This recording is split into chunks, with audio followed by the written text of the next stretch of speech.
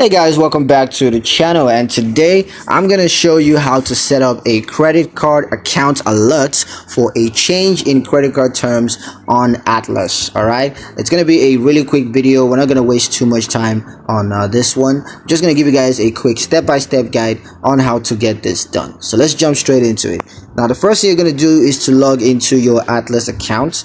You can do that on the online banking platform. That's the Atlas website, or you can log in on the Atlas mobile app on your mobile device. Now once you're logged in, you just want to select the credit card account that you want to set up a credit card terms change alerts for, and then once that's selected, you're going to click on account alerts, and then you're going to select the credit card terms change alert option.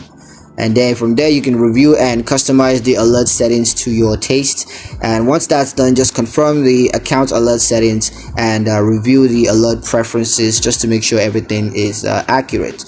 So yeah, that's pretty much it on how to set up a credit card account alert for a change in credit card terms on Atlas. I hope you guys liked the video. Hope you found the information useful enough. If you did, like the video, comment down below, let me know what you thought. Share the video with your friends and subscribe to the channel if you haven't already, and I'll see you guys in the